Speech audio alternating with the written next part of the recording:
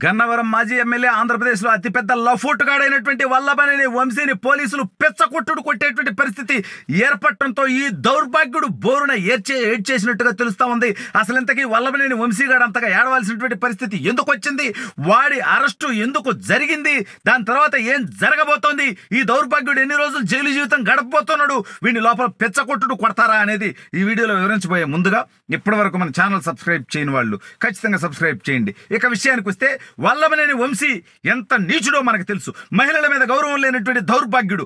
వాడికి బీఫామ్ ఇచ్చి వాడిని ఎమ్మెల్యేగా చేసి ఈ రాష్ట్ర ప్రజలకు పరిచయం చేసి వాడికి ఒక గుర్తింపు గౌరవం ఇచ్చినటువంటి చంద్రబాబు నాయుడు గారిని కారుకూతలు కూసినటువంటి దౌర్భాగ్యుడు. ఆంధ్రుల ఆరాధ్య దైవం అన్న నందమూరి తారక రామారావు గారి కుమార్తె భువనేశ్వరి గారి గురించి కారుకూతలు కూసినటువంటి నికృష్టపు చరిత్ర ఈ నీచుడిది. తిన్నింటి వాసాలు లెక్క పెట్టేటువంటి దౌర్భాగ్యపు చరిత్ర వీడిది. ఏ తెలుగుదేశం పార్టీ ఆఫీస్ అయితే వీడికి అన్నం పెట్టిందో ఆ తెలుగుదేశం పార్టీ ఆఫీస్ మీద దాడి చేపించినటువంటి దౌర్భాగ్యుడు వీడు. ఈ దౌర్భాగ్యుడు లోకేష్ అన్నను తిట్టడానికి, చంద్రబాబు నాయుడు గారిని అవమానించడానికి అనేక కారుకూతలు కూశాడు. అయితే వీడు రాజకీయంగా సమాధైపోయాడు నా కొడుకు చేసినటువంటి తప్పులకి. అయితే వీడు ఎమ్మెల్యేగా ఉన్నప్పుడు అరాచకాలు చేశాడు, నియోజకవర్గంలో దోపిడీ చేశాడు. వీడి తప్పుల్ని ప్రశ్నిస్తే కేసులు పెట్టాడు, దాడులు చెప్పించాడు, గోండాలతో మనుషుల్ని చంపించినటువంటి నికృష్టమైనటువంటి చరిత్ర కూడా ఈ దౌర్భాగ్యుడికి ఉన్నది. అయితే వీడు ఇవాళ అరెస్ట్ అవడం జరిగింది. ఎక్కడ?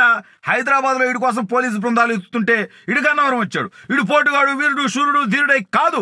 ఈ దౌర్భాగ్యుడు హైదరాబాద్లో అరెస్ట్ అయితే పారిపోయేవరా పాకీజాగా అని ప్రజలు అంటారని, ఆ పొరుగు తక్కువ వ్యవహారం ఎందుకు చేసుకోవాలని ఈ దౌర్భాగ్యుడు గన్నవరం పరిసరాల్లో వాడి ఇంటి పరిసరాలకు వచ్చి తిరుగుతూ ఉంటే అక్కడ పోలీసులు అదుపులోకి తీసుకొని, అంటే ఈ దౌర్భాగ్యుడి మీద తెలుగుదేశం పార్టీ ఆఫీస్ మీద దాడి చేసినటువంటి కేసు ఒక్కటే కాదు, వీడు అక్కడ చేసినటువంటి వసూళ్లు, భూదందాలు, మట్టి మాఫియాలు, వందలాది కోట్ల రూపాయలు అక్రమంగా సంపాదించినటువంటి దౌర్భాగ్యుడు. వీడు సెటిల్మెంట్లు చేసి డబ్బులు సంపాదించినటువంటి దౌర్భాగ్యుడు. ఆ సెటిల్మెంట్ల డబ్బు ఈ దౌర్భాగ్యుడు బినామీల ద్వారా విదేశాలకు పంపించుకొని అక్కడ సెటిల్ అయిపోవటానికి, పారిపోవటానికి.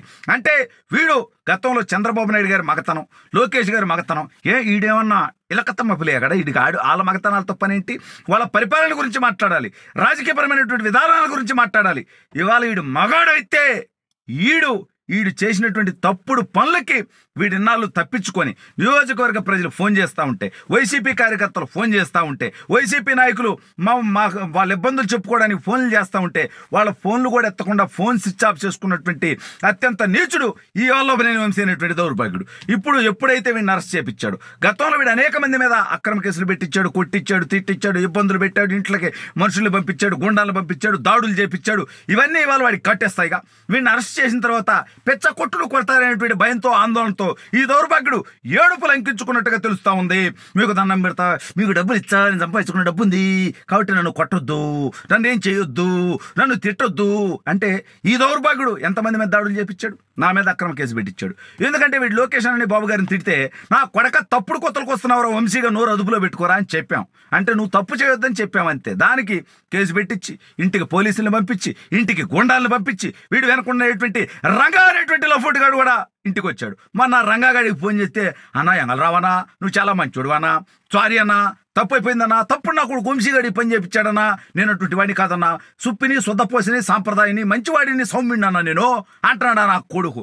ఎరా నీ కుటుంబాలు లేవో, వాళ్ళకి ఇబ్బందులు రావు, మరి నీ ఇంటి దాకా రామంటావా అంటే, మాదంటే దౌర్భాగ్య పార్టీ కానీ మీరట కాదు కదన్నా అంటున్నాడు. అంటే ఈ దౌర్భాగ్యుడితో ఉండి తప్పుడు పనులు చేస్తున్నామని తెలిసి కావాలని ఆ రోజు తప్పుడు పనులు చేసి అధికార మతంతో, అహంకారంతో, అధికార బలుపుతో, శాశ్వతంగా మేమే అధికారంలో ఉంటామనేటువంటి కొవ్వుతో అలా చేసి ప్రజాస్వామ్యాన్ని అపహాస్యం చేసి, రాజ్యాంగాన్ని నవ్వుల పాలు చేసి ఈ దౌర్భాగ్యుడు సిగ్గు లేకుండా 2 నెలలుగా దాక్కున్నటువంటి నికృష్ట బతుకు. నువ్వు మగాడి వంటరా, నువ్వు మనిషి వంటరా, నువ్వు నాయకుడు వంటరా?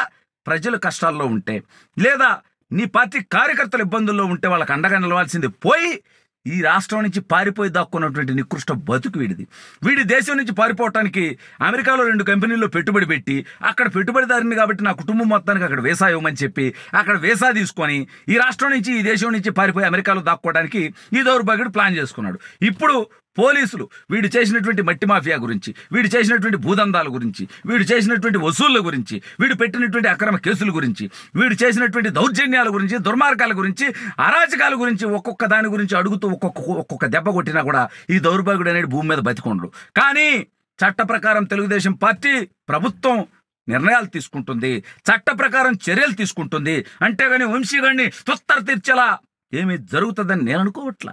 కానీ ఆ దౌర్భాగ్యుడికి అటువంటి పనిష్మెంట్ కావాల్సినటువంటి అవసరం ఉంది. కానీ అది చట్టపరంగా జరగదు. కాబట్టి ఈ దౌర్భాగ్యుడు గన్నవరం నియోజకవర్గంలో తిరిగితే, ఆంధ్రప్రదేశ్లో తిరిగితే వీడికి పోలీసులు కాదు, ఆంధ్ర రాష్ట్ర ప్రజలు, మరీ ముఖ్యంగా మహిళలు వీడిని చెప్పుతో కొడతారు. ఆ నియోజకవర్గంలో ఉన్నటువంటి అనేక మంది మహిళా నాయకురాల మీద ఈ దౌర్భాగ్యుడు చిల్లర వ్యాఖ్యలు, చిల్లర మాటలు, చిల్లర పోస్టులు, చిల్లర ప్రచారాలు చేపించినటువంటి నికృష్టపు బతుకు వాడేది. వాడు ఒక తల్లికి చెల్లికి పుట్టాడని, వాడికి ఒక పెళ్ళా ఉందని, పిల్లలు ఉన్నారనేది మర్చిపోయి కారు కూతలు కూసి ఆ నియోజకవర్గంలో వాడు ఎంత హింస చేయాలో అంత చేశాడు. వీడి తప్పుల్ని ప్రశ్నిస్తే, వీడి అక్రమాలని నిలదీస్తే వాళ్ళ మీద దాడులు చేయించినటువంటి నికృష్టపు చరిత్ర.